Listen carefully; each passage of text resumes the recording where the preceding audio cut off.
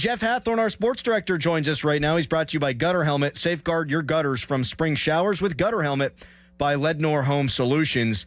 Good morning, Jeff. How are you today? And who do you think has been the biggest disappointment a quarter of the way through the season for the Pirates? Well, first off, what did the PM team do to Doran? Yeah, they took him kind of in one of those like CIA deals where they put a black bag over his head and he was last spotted in a van going south. Oh, that's rough. So we've got the Doran Dickerson cardboard cutout in here. Yeah, I love it. Yeah. I figured that wasn't him, but I was worried about his health just because of, the diss track and everything. As far as that list, that's a tough call because I thought Sawinski was going to have a good year. Me too. And he's been bad. I mean, Bednar's struggled at times. But Reynolds, even though he's had some RBIs and did have a big night last night, I mean, he's your big contract guy. He was supposed to be your consistent hitter. He was going to be, for lack of a better phrase, he was the dad in the lineup. Like the one you knew everything was going to be okay because at least this guy was going to hit, and he hasn't hit. So I'm going to say it's a tough call, and you're right, man. You put Tellez in there, that's like 95%. You put Davis on there, they split it. But the other list is I'm going to go with Reynolds. I'm happy Mitch Keller is coming around. I am hoping that this can be the start of one of those Brian Reynolds hot streaks with what we saw last night. I am hoping that Jack Sawinski can get going here because we have seen it from him before that he can carry an offense for a week or two at a time. When he is hot, he is mega hot, and he hit those 26 homers last year. I don't want to be too negative coming off of what I think was an important victory for them last night and what might be the most important 10-game stretch of the season for them, Jeff. Do you think, just a quarter of the way through, that their core players can pick it up? Because I think if they do, this rotation could be good enough that they can win baseball games. Well, I think if you did that poll 2 weeks ago, Cruz would be on that list.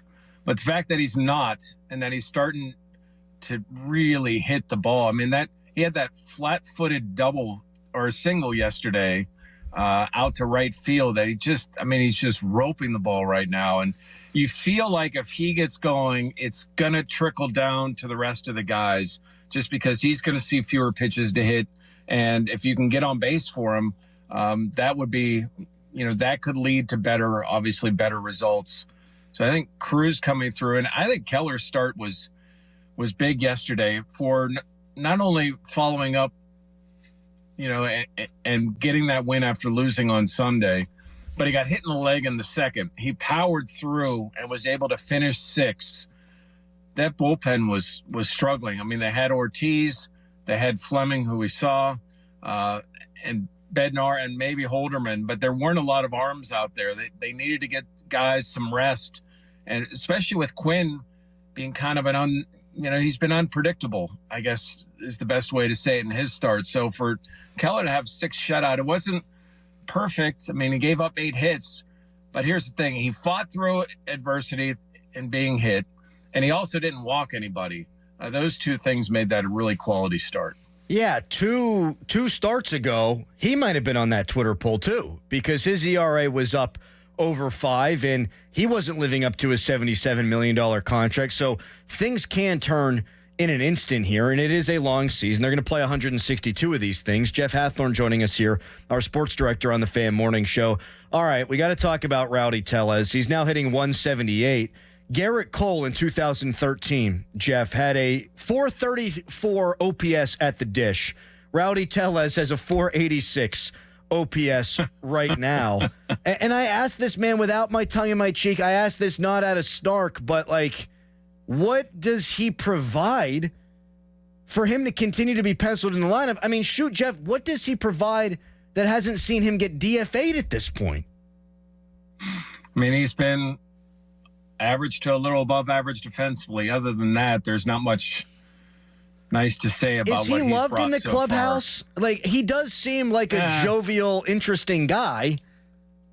he likes to joke around with his teammates. I mean, we saw what happened with Bednar, that he made a point to come over and put his arm around him and say, "You don't boo."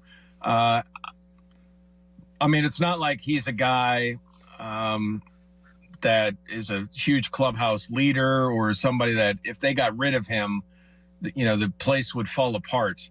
I think they, at least I'm hoping that they took him to Milwaukee, place he's had success.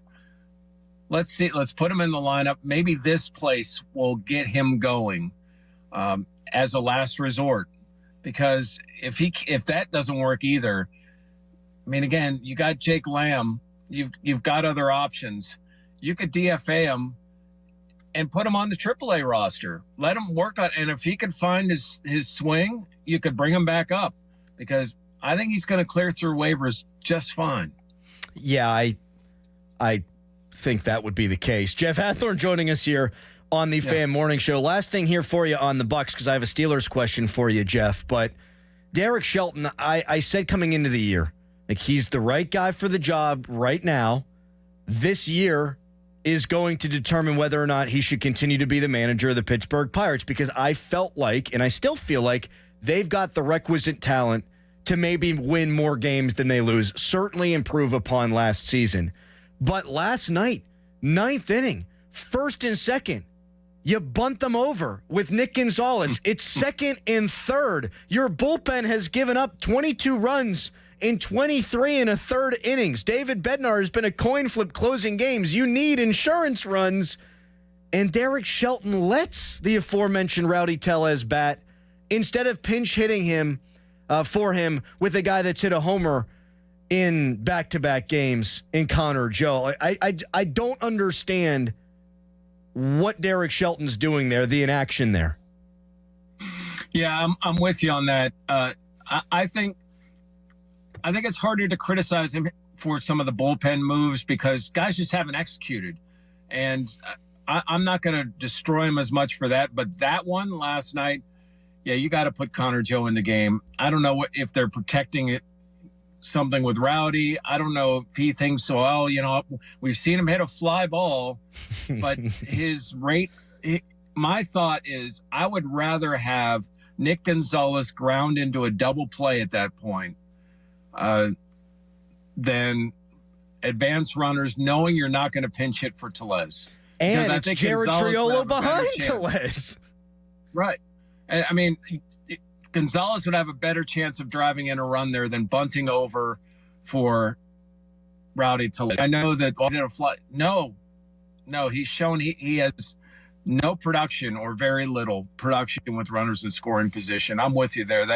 That's inexcusable to me. I mean, if you're worried about extras, I mean, Connor Joe's in insane shape, so there's nothing to worry about with him.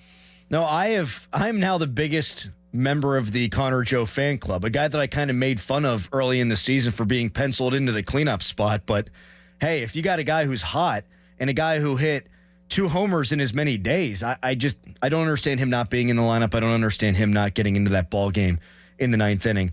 All right, last thing here for you, Jeff. Rookie camp for the Steelers was this weekend. I'm not going to ask you much about the camp because I think there's only so much you can really glean from that. But our friend Mark Caboli, Steelers Insider, he wrote, all he's hearing is Russell Wilson's a workout maven, and that the Steelers, they view him as their hardest worker since Antonio Brown broke into the league. Are you hearing the same stuff about Russell Wilson?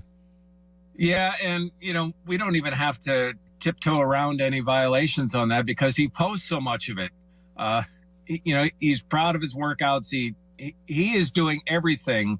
And whether you want to say that, this is just, someone being a front man or this is kind of phony, but he's been working hard with his guys. He's trying to get to know them. How much of it is genuine, because that's some of the reports you get from Denver, we'll find out. But to this point, he's doing everything he needs to do to win over his teammates. And it's not just by words. It's by the actions, by being around. I mean, he could have been some diva and just hung out in wherever he lives permanently and then just came in for OTAs. But he's been in Pittsburgh for a while. He's got kids. I mean, his wife is obviously a busy person, and he has dedicated himself to trying to turn around his career. And he's done all the right things so far with the Steelers. Yeah, I've heard nothing but positive things about Russell. And, I think there's a fraction of the success that is just believing in the quarterback. and how much better guys play when they believe in the quarterback. And he's doing everything he can to get those guys to believe in him, and that it's going to be better this year. Jeff, what do you got up on the website?